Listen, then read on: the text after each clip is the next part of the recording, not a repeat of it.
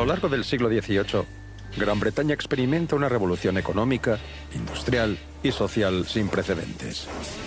Se inventan nuevas formas de producir, nueva maquinaria y una nueva clase de trabajadores al servicio de las máquinas y sus dueños. Explotados, mal pagados, privados del derecho de asociación, a huelga y al voto, cientos de miles de mujeres y hombres no poseen más que la fuerza de sus brazos y la voluntad de ser reconocidos como seres humanos de pleno derecho.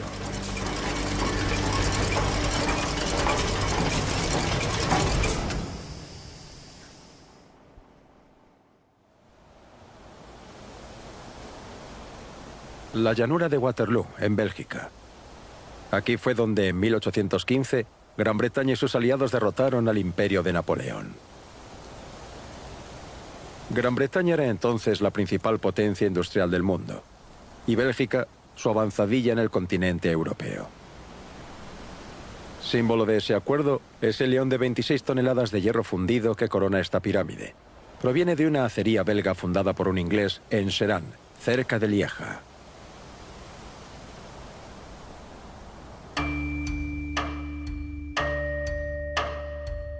A principios del siglo XIX, Bélgica es el único país europeo que adopta sin reservas el modelo inglés.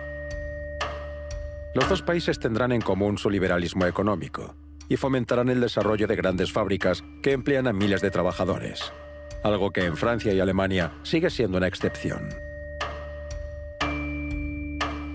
En unas pocas décadas, Bélgica se convierte en la segunda potencia económica del mundo, siguiendo de cerca a Inglaterra. Bélgica es el paraíso de los capitalistas, dicen, y el infierno de los trabajadores. La acería de Serán, en 1840. La misma acería un siglo y medio después, filmada por el cineasta Jean-Claude Brigat en la década de 1980.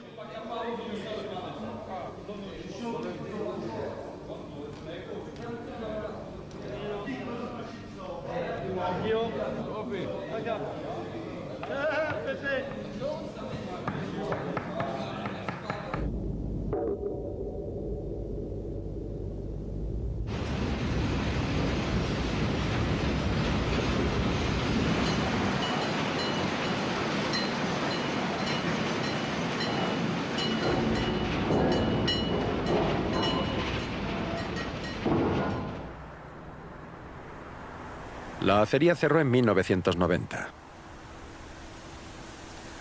De una de las plantas siderúrgicas más grandes de Europa, solo queda este cadáver oxidado con el que no se sabe qué hacer. Y los recuerdos de los trabajadores. La caldera estaba al rojo vivo. Cargabas el material desde arriba.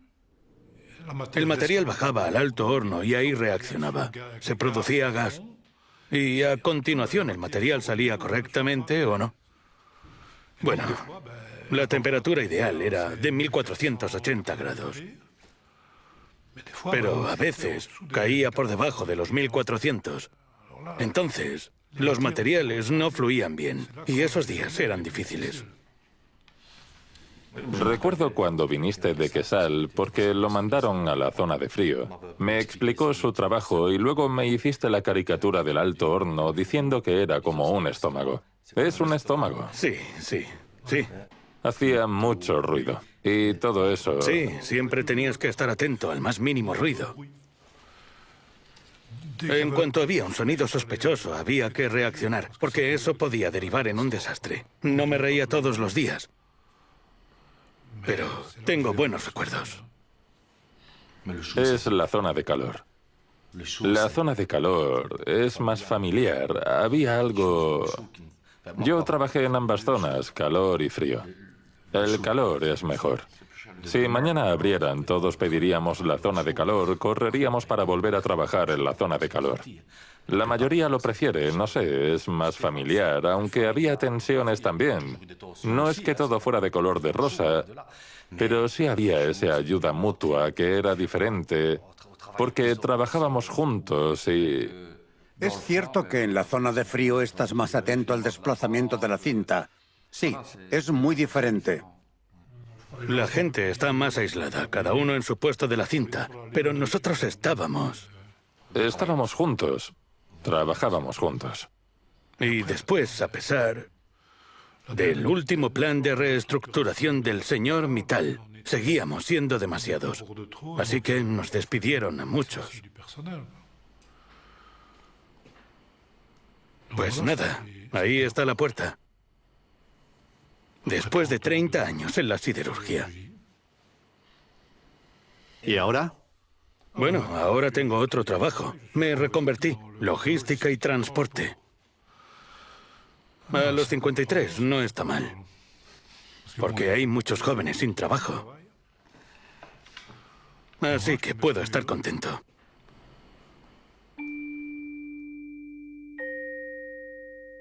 Una mirada al pasado. En 1886, trabajadores de la misma empresa. No hablan. No sabemos lo que están pensando. Pero ninguno sonríe. Vemos la fatiga y los años. La de los niños, los aprendices. La de un anciano que tiene que seguir trabajando porque no hay jubilación para el obrero. 20 años antes, 1868. Son los trabajadores de la misma fundición. Esta extraordinaria galería de retratos la encarga la gerencia para mostrar la riqueza humana que posee la empresa.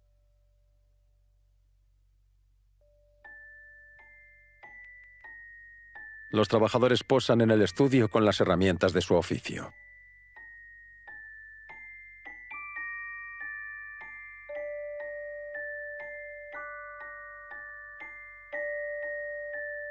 Las fotos nos muestran lo que hacen, pero no cómo viven. Se amontonan en los nuevos barrios bajos de las ciudades industriales, como este de Glasgow.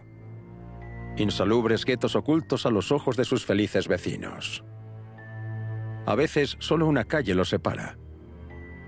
Casas ruinosas, alquiladas a precio de oro a caseros sin escrúpulos.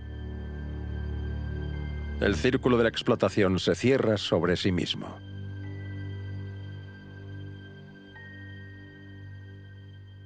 Stefan Berger, historiador. Algunas casas las edificaron los dueños de las fábricas y otras constructores privados. Pero en general, el objetivo era meter el mayor número de obreros posible en una sola casa, porque el capitalismo había impuesto una nueva lógica de aprovechamiento del espacio. Muchas veces esto también implicó una nueva dieta. La dieta ya no está determinada por los recursos que ofrece la agricultura, sino por lo que los salarios de los obreros les permiten comprar y consumir. Y a menudo era una dieta muy pobre. Tengo aquí un ejemplo que ofrecía el economista Friedrich List, que se interesó por lo que las familias pobres comían en los estados alemanes a mediados del siglo XIX. Esto escribió: patatas sin sal, una sopa muy ligera con pan negro, gachas y, como excepción, albóndigas de pan negro. Los más acomodados pueden permitirse un pequeño pedazo de carne fresca o fumar una vez a la semana, pero la mayoría solo conoce la palabra asado de oídas. Vi algunas casas en las que se solía colgar un arenque de una cuerda justo encima de la mesa. Cada uno de los comensales tenía permiso para frotar su patata con el arenque para darle más sabor. Se cierran comillas. La miseria de los obreros ingleses alrededor de 1830 es tan notoria que comparan su situación con la de los esclavos de las colonias. En 1833, cuando el Parlamento inglés abole la esclavitud, algunos llegaron a protestar, afirmando que primero debían liberar a los esclavos blancos, como se llamaban a sí mismos.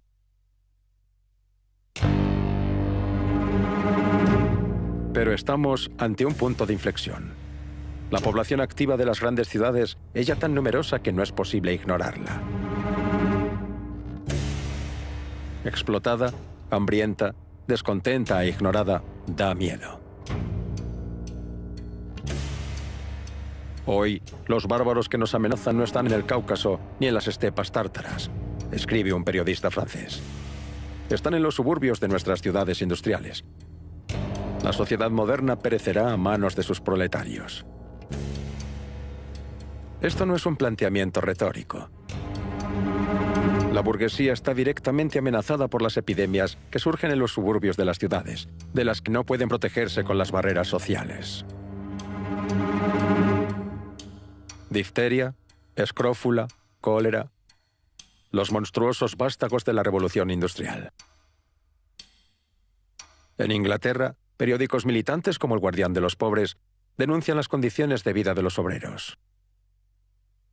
Mientras, en toda la Europa industrial, comisiones parlamentarias examinan lo que en adelante se llamará la cuestión social. La buena sociedad ya no puede mirar a otro lado. Pero según ella, no es culpa del sistema, sino del obrero. Todo el mundo aporta su solución. El obrero debería ir a la iglesia con más frecuencia. ¿Beber menos? O como dice el filósofo Malthus, tener menos hijos para reducir la oferta de mano de obra y tener así mejores salarios.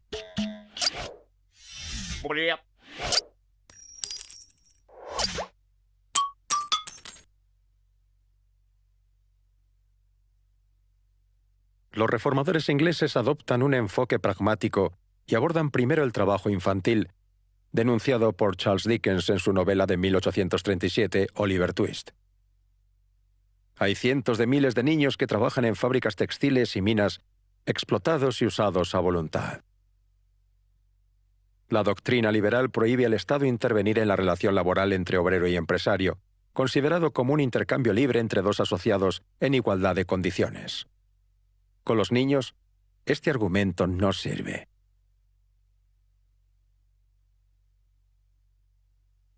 En 1842, a pesar de la virulenta oposición de los empresarios, el Parlamento prohíbe el trabajo infantil de los menores de 10 años en galerías subterráneas. Una victoria obtenida en parte gracias al pudor victoriano, ya que el calor de las minas obliga a niños y adultos a trabajar semidesnudos. Al mismo tiempo, Gran Bretaña, por delante del resto de Europa, es el primer país que legaliza los sindicatos, aunque la huelga sigue estando prohibida. Se da prioridad a la acción política. En 1832, reformadores y representantes de los obreros firman conjuntamente una carta exigiendo el sufragio universal y la democratización del Parlamento. Una lección de democracia aplicada. La carta está acompañada de un esquema que explica cómo mantener el voto en secreto. Las peticiones cartistas recogen millones de firmas. Hay mítines con miles de manifestantes. Es un movimiento de masas, como corresponde a la gran industria que lo ha provocado. Y también es el origen de la imagen que tenemos de la clase obrera. Esa multitud compacta y homogénea que parece imparable. Pero durante todo el siglo XIX, esa imagen solo es cierta en Inglaterra y Bélgica. En Francia, con algunas excepciones, no hay grandes fábricas. Su industria se basa en una densa red de pequeñas empresas con unas decenas de trabajadores como mucho. Todavía tienen la etiqueta de artesanos, como si la gran industria fuera la única que podía producir obreros auténticos. Una idea refutada por el filósofo Jacques Rancière. La gente de mi generación tenía una idea de la clase obrera como un movimiento masivo, con miles de personas que salían de las fábricas, con el sindicalismo como algo fuerte, manifestaciones de trabajadores. Así que nuestra idea general era que la fábrica constituía una especie de realidad estable. Y en comparación con eso, la gente decía, antes de la clase obrera había algo diferente, la artesanía.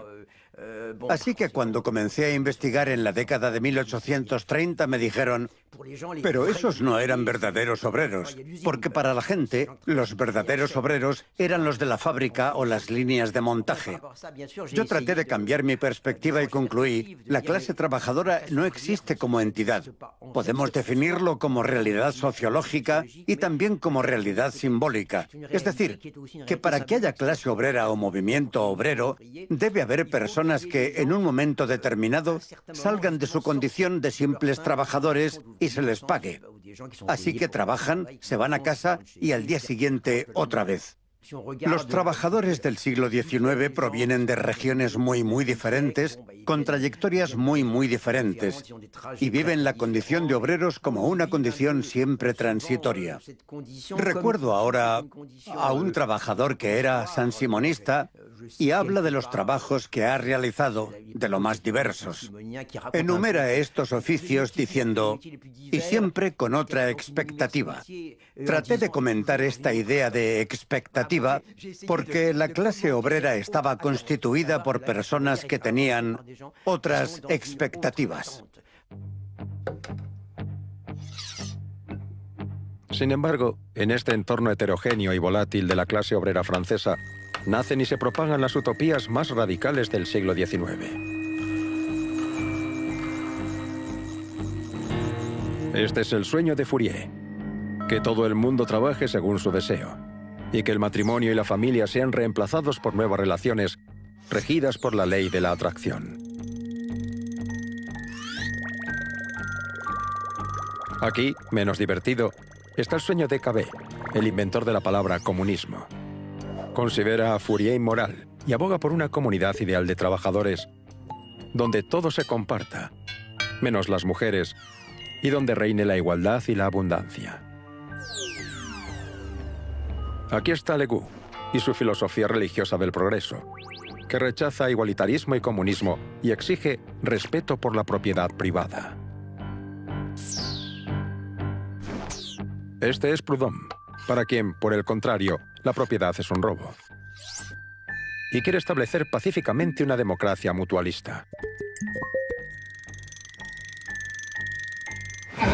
Y Blanqui, el insurgente permanente, que formará parte de todas las revoluciones obreras del siglo, partidario de la acción clandestina y del golpe de fuerza revolucionario.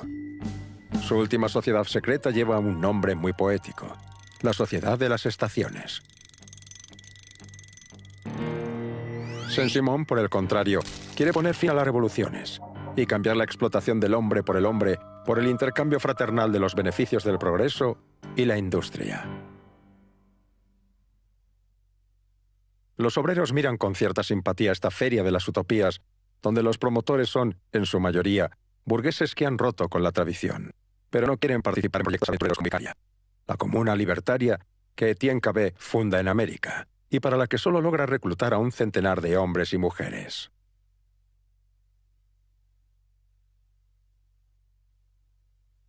Una utopía minada rápidamente por los conflictos, pero que logró sobrevivir hasta finales del siglo XIX.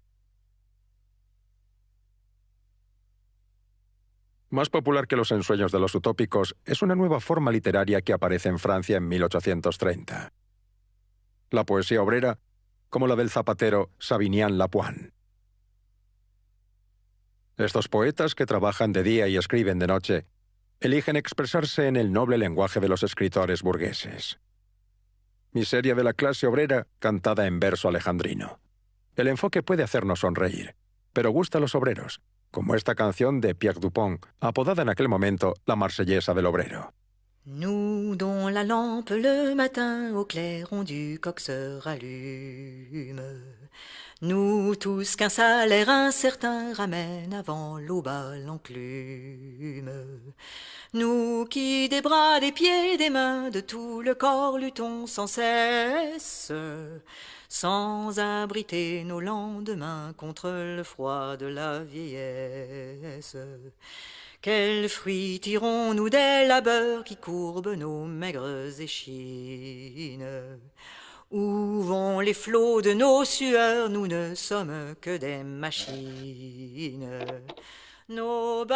Ese nosotros, que se repite con insistencia, es la conciencia de una identidad común, a pesar de la disparidad de estatutos y profesiones. En el espacio público se refleja en la ropa que se usa. La blusa, que se generaliza en Francia a mediados del siglo XIX, se asocia al trabajador. El traje, al burgués. La blusa a menudo se lleva arremangada, mostrando así el obrero que vende su fuerza de trabajo. Mientras que el burgués solo aparece en público vestido de pies a cabeza. Hasta mediados del siglo XIX, los jardines de las Tullerías prohibían la blusa. Solo podían entrar trajes. Pero con el desarrollo de la industria textil y el abaratamiento de la ropa, los obreros se visten como los burgueses los domingos y días festivos. Por reacción, la juventud burguesa se pasea descuidada y mal afeitada. Paradójicamente, si un obrero viste con la blusa, incluso en domingo, para afirmar su identidad, un policía suspicaz podría considerarlo el síntoma de un sentimiento sedicioso.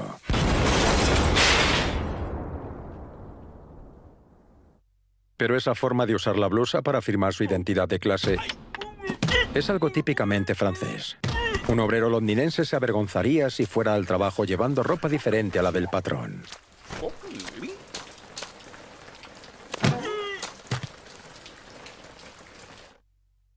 Por otro lado, ingleses y franceses tienen en común una forma de oponerse al trabajo heredada del siglo XVIII.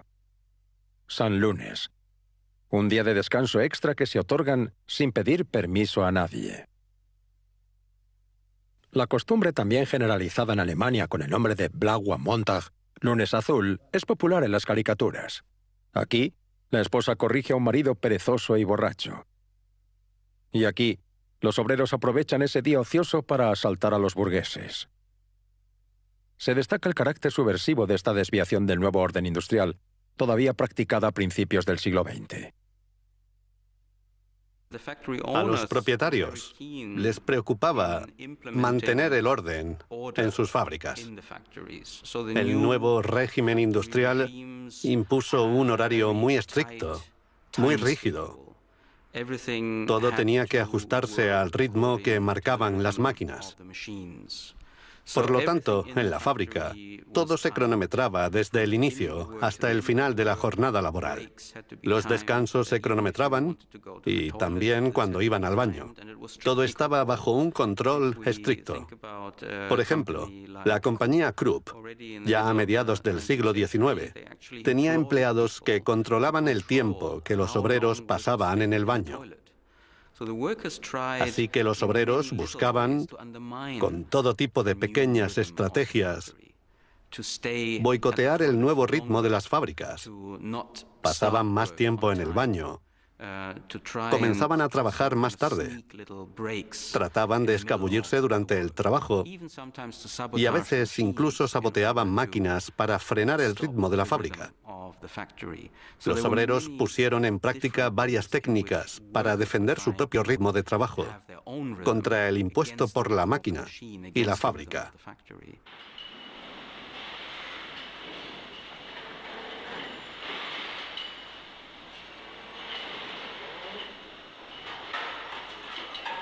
Ghislaine Tormos, trabajadora de la industria del automóvil. Los trabajadores esperamos algún fallo, porque ese fallo es un soplo de aire fresco. Hay incluso quien le echa maldiciones a la línea en plan, tienes que romperte ya, tienes que parar.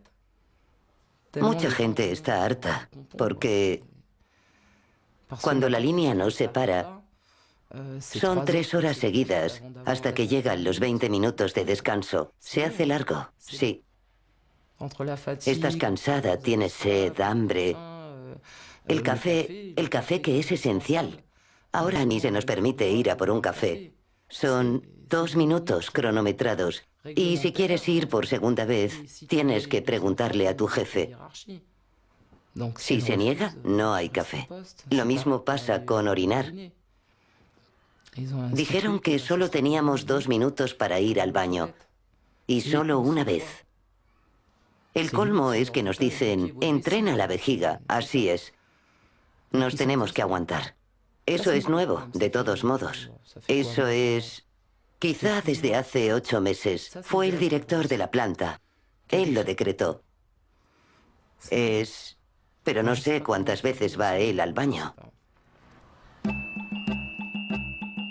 A diferencia de los obreros ingleses, en su mayoría legalistas, los obreros franceses del siglo XIX practican fácilmente la insurrección. Su arma favorita es la barricada. Espontánea, urbana, hecha de lo que pillan, a su imagen. Entre 1830 y 1871, París vivió 3 grandes levantamientos populares. El primero en julio de 1830. Los obreros se aliaron con los burgueses republicanos para derrocar el régimen autoritario de Carlos X. Pero cuando, después de su éxito, exigen una reforma social, son rechazados por las nuevas autoridades republicanas, que los tachan de niños irresponsables. Un salto en el tiempo. 1 siglo y medio después, un líder del Partido Comunista Checoslovaco sermonea a los trabajadores de una fábrica de Praga, que están de huelga exigiendo la democratización del régimen. En ningún país desarrollado, sea socialista o capitalista, se deja que niños de 15 años, como vosotros, le digan al presidente lo que tiene que hacer.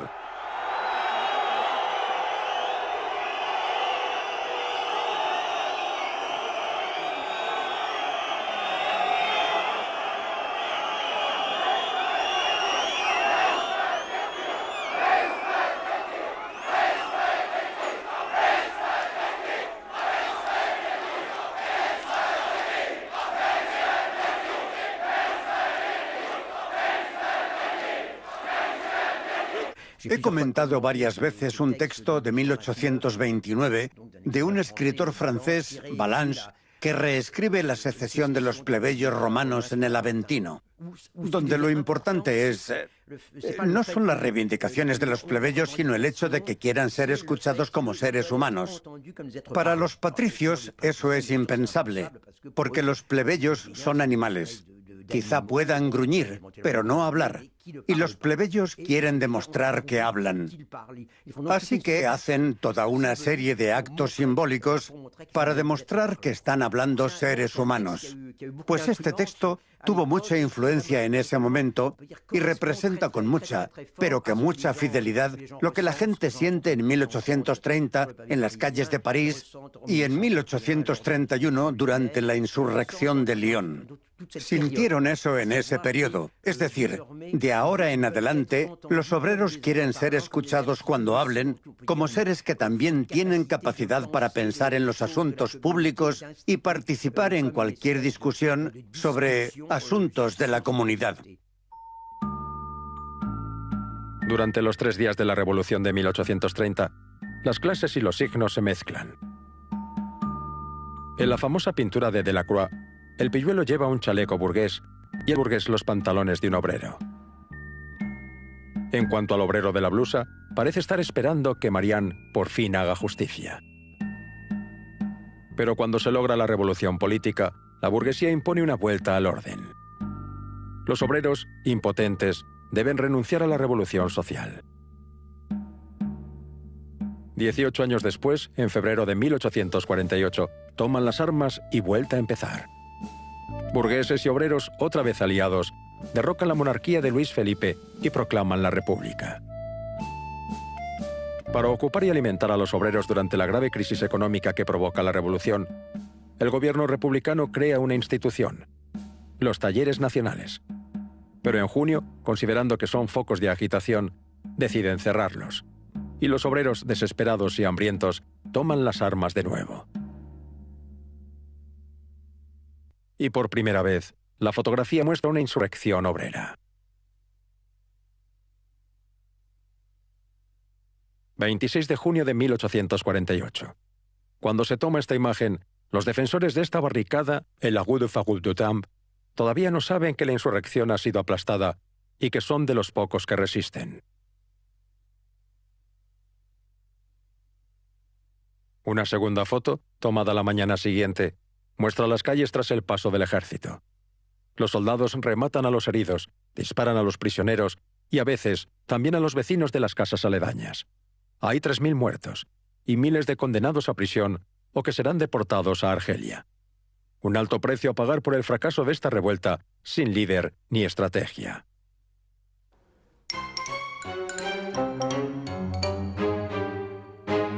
Las barricadas de junio de 1848 fueron como esas piedras lanzadas al azar, espontáneas, erigidas para defender la calle, el barrio, sin coordinación ni estrategia. Solo duraron 3 días.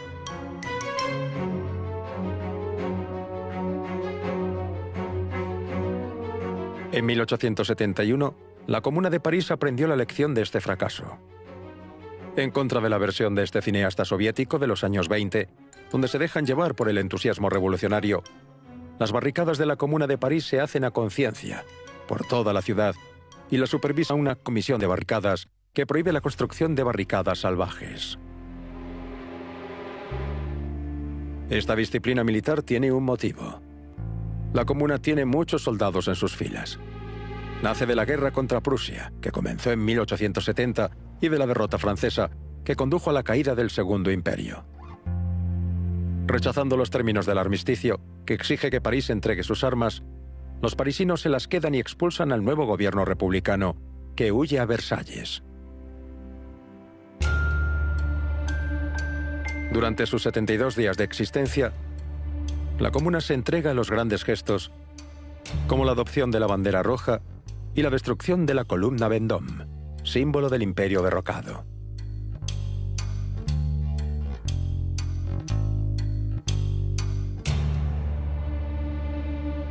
También simbólicos son los muchos decretos que la Comuna, asediada por el ejército del gobierno, publica sabiendo que no tendrá tiempo de implantarlos. Decreto de remisión de rentas, decreto sobre la separación de la Iglesia y el Estado, decreto sobre la educación gratuita y los útiles escolares, sobre la eliminación del trabajo nocturno de los panaderos, sobre el Museo de Historia Natural, sobre la creación de una cámara sindical para obreras, sobre el nuevo mercado de la Place Monge, sobre la organización de un gran concierto en beneficio de heridos y prisioneros el jueves 25 de mayo, mientras que las tropas de Versalles se apoderan de la ciudad.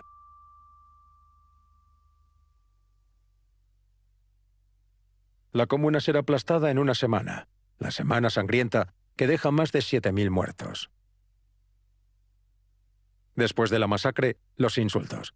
En esta serie de vistas estereoscópicas, la Comuna se ha convertido en un aquelarre rojo, una orgía de demonios infernales, magos y brujas.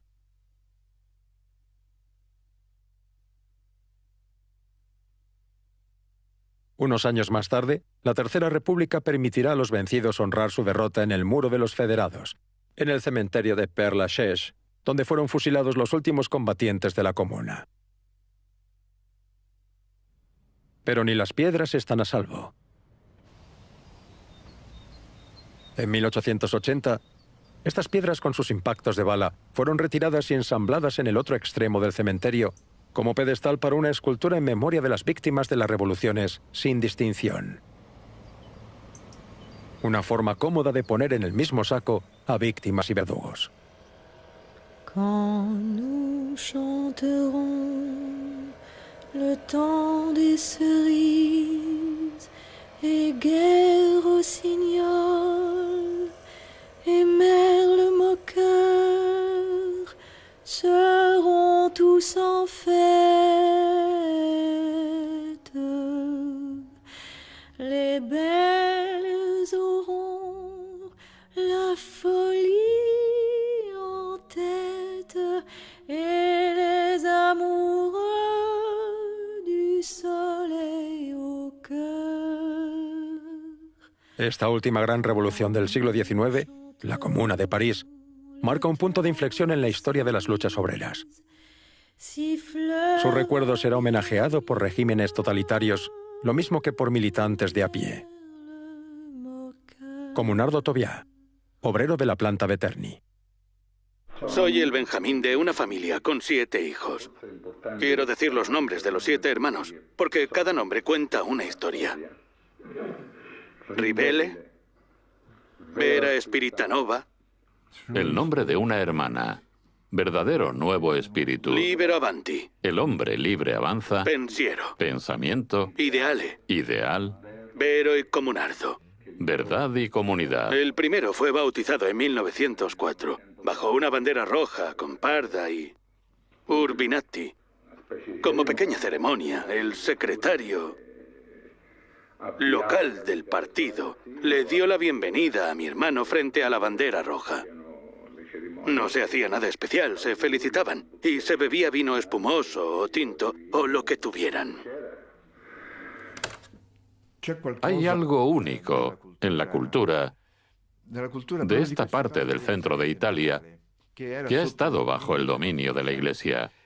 La voluntad de reaccionar a esta dominación inventando rituales alternativos y dándole a los hijos nombres poco comunes.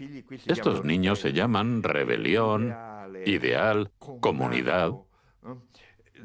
Estamos hablando de finales del siglo XIX, principios del XX. Otro detalle importante en cuanto a los nombres es que estamos hablando del proletariado, y la palabra proletario designa precisamente a la persona que lo único que posee son sus hijos.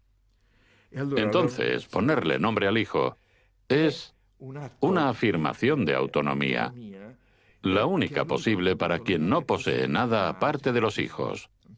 De hecho, en esta zona secular del centro de Italia, la Emilia, la Toscana, las Marcas, la Umbría, ponerles esos nombres a los niños era muy común.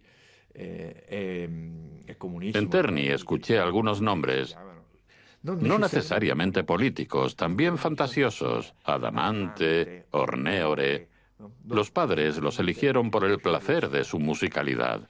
Así que en esta zona hay una cultura de la clase obrera que es, en cierto modo, incluso presocialista. En estos rituales alternativos, las fiestas son importantes.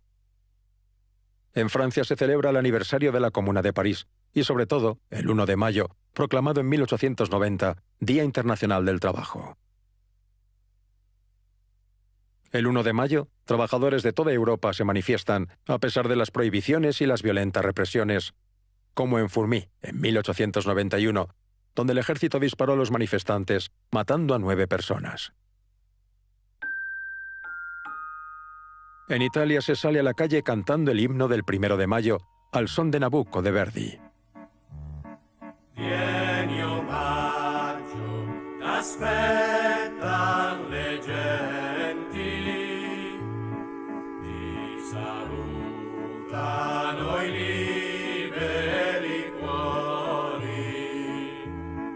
Dolce Pasqua dei lavoratori, vieni e splendi alla gloria del sol.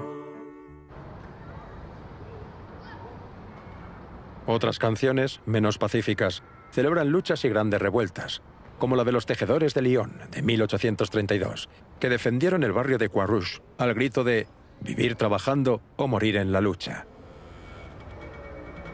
Una insurrección inmortalizada por la famosa canción de los Canuts. Notre règne arrivera quand votre règne finira. Notre règne arrivera quand votre règne finira. Nous tisserons le linceul du vieux monde, car on entend déjà la révolte qui gronde.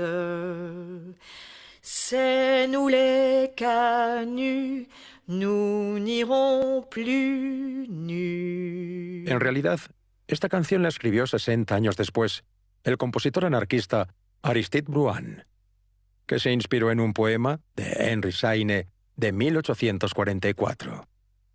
Era un homenaje a otra revuelta, la de los tejedores alemanes de Silesia. Fue una revuelta de desesperados, causada por el hambre. Espontánea y salvaje, y reprimida por el ejército tras 3 días de abusos y saqueos. Pero esta revuelta, reconstruida aquí en Die Viva, Los Tejedores, una película alemana de 1927, tuvo su propia canción, el Blutgericht. El Tribunal de Sangre. La canción parece un sermón y trata a los explotadores como diabólicos sinvergüenzas, hijos de Satanás.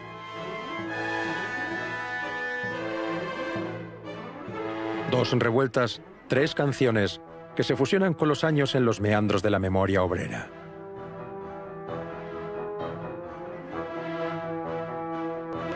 Y por si fuera poco, esto escribió en esa época un joven alemán exiliado en Londres. Las insurrecciones obreras de Francia o Inglaterra no han sido tan teóricas y tan conscientes como la insurrección de los tejedores de Silesa. Firmado Karl Marx. Cuando escribe estas líneas, Marx es un joven revolucionario alemán que vive en el exilio, en Londres. Pero las teorías que desarrolla en años posteriores arrojarán su sombra sobre la historia de la clase obrera durante el siguiente siglo.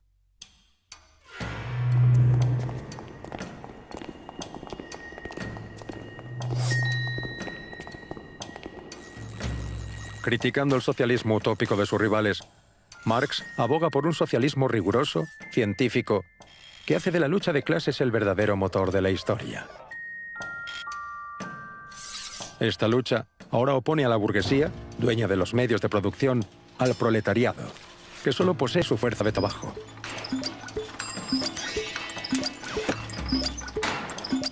Su análisis lleva asociado un verdadero acto de fe en la misión redentora de la clase obrera.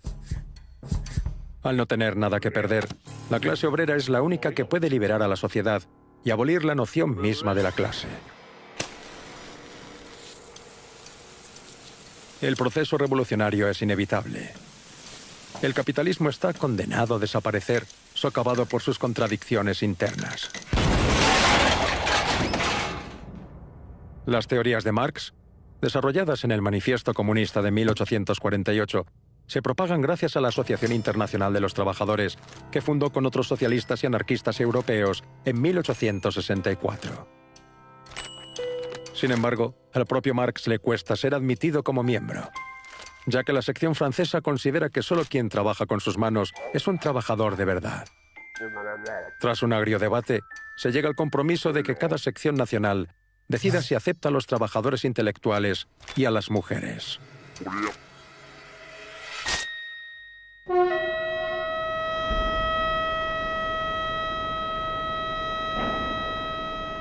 En 1870, Marx aplaude la victoria del ejército prusiano sobre Francia.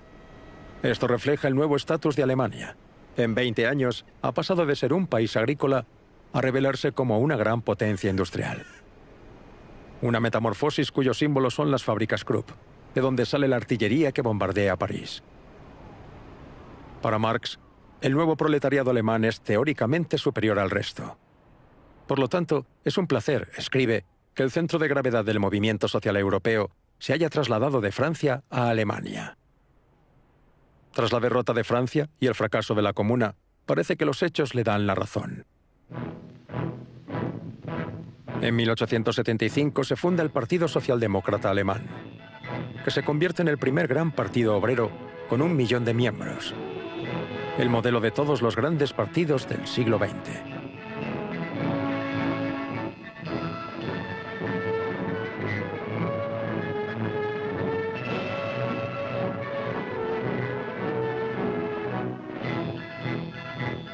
En 1880, el partido adopta el marxismo como su doctrina oficial y llega a una conclusión paradójica. Dado que el colapso del capitalismo es inevitable, no es necesario hacer la revolución. Solo hay que esperar y estar preparado para cuando llegue el momento. El trabajador debe convertirse en alguien respetable y adoptar los hábitos y gustos de la pequeña burguesía, incluso en sus excesos.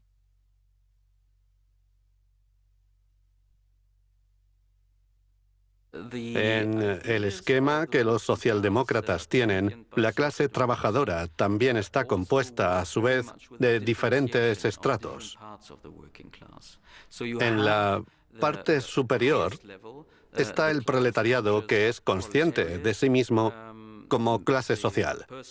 Por lo general, el ejemplo es alguien que es miembro del Partido Socialdemócrata Alemán, o de una Unión Socialdemócrata, o una cooperativa socialdemócrata, que puede ser el club de bicicleta socialdemócrata local. Esa persona dedica tiempo a su propia educación, atesora conocimiento y trabaja por la caída del capitalismo.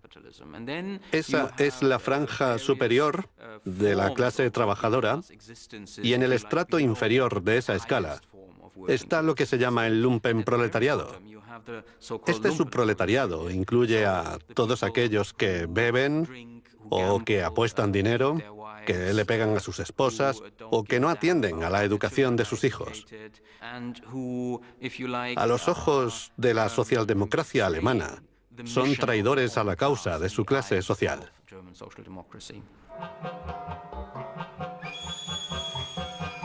Lumpenproletario. El proletariado en harapos. Visto en los años 20 por el cineasta ruso Eisenstein de una forma tan colorida como caricaturesca.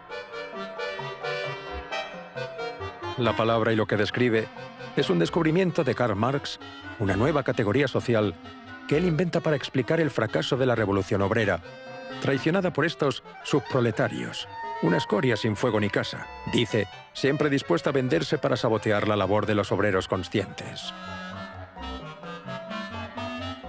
Para la socialdemocracia alemana, este concepto también tiene la ventaja de ensalzar al obrero respetable. El desafortunado subproletario hereda todos los defectos de la burguesía del siglo XIX, atribuida a la clase obrera en su conjunto. Esta compleja imagen de la clase obrera alemana la confirma una sorprendente encuesta sociológica realizada por un socialdemócrata disidente. En 1910, envía 8.000 cuestionarios a obreros del metal y del sector textil. Así sabemos que leen a Darwin, Marx, Nietzsche, la Biblia y novelas policíacas. Y también hablan de sus condiciones de vida y sus aspiraciones.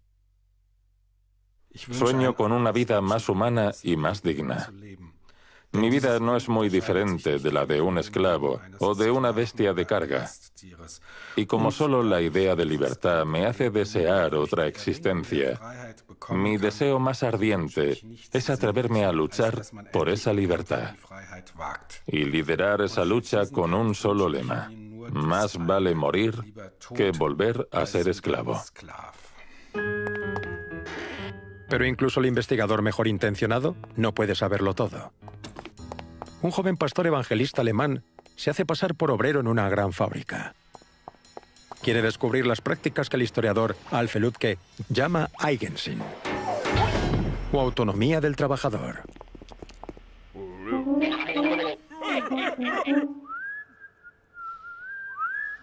Pasa por el tiempo que se está en la fábrica, hasta extraños rituales.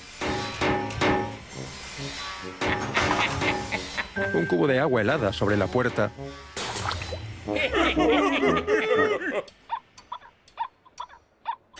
Pegamento en los zapatos. El beso polaco. Un compañero frota su barba durante unos minutos contra las mejillas de un obrero imberbe. Gritos y bromas escabrosas.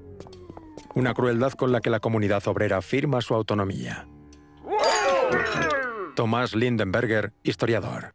Es una afirmación de esa autonomía interna que no se les puede arrebatar. Ese es el objetivo. Esos momentos también son fruto de una estrategia de supervivencia en situaciones de dependencia, cuyo objetivo es hacer que esa dependencia sea más llevadera. En ese contexto, este Eigensinn, este trabajador autónomo, no necesariamente tiene que sumarse a una actitud revolucionaria o de resistencia frente a la dominación. No, de hecho, en la mayoría de las ocasiones, eso solo permite que esa relación de dominación sea llevadera. Como no pueden destruir el sistema, se protegerán de él creando un mundo paralelo, gestionado por los propios obreros. Así surgen las cooperativas obreras, que se multiplican por Alemania, Inglaterra y Bélgica a finales del siglo XIX. Comienzan ofreciendo el pan a un precio justo a sus obreros. Pero rápidamente la oferta se extiende a todos los bienes de consumo. Cafeterías, teatros, pensiones. Esas cooperativas fueron criticadas por desviar a los obreros de la lucha. Pero también fueron una forma de demostrar que eran capaces de manejar su propia vida. Los objetos de esta mesa también son producto de la autonomía obrera. No hay ningún coche, pero todo se hizo en una gran fábrica de automóviles con las herramientas y materiales de la fábrica, por los trabajadores y en su horario de trabajo. En Francia, esto es fruto de la desobediencia obrera, una versión productivista del Eigensinn. Robert Cosman, ex trabajador de Renault. Mira, una de las cosas que hicimos juntos, porque no hacíamos esto por separado, trabajábamos en equipo. Este pequeño elefante tiene muchas piezas. Creo recordar que son 11. Y la llave para cerrarlo son las orejas. Fue divertido porque la fresadora solo permite hacer cortes en ángulo recto. Y hacer un elefante solo con ángulos rectos fue un reto. Hay al menos 40 horas de trabajo. En mi mismo sector había un compañero que hizo esta carretilla de cobre. La gracia de la carretilla es que tuvo que hacer la rueda con un martillo. Luego encajó la pieza y gira aunque no tenga eje.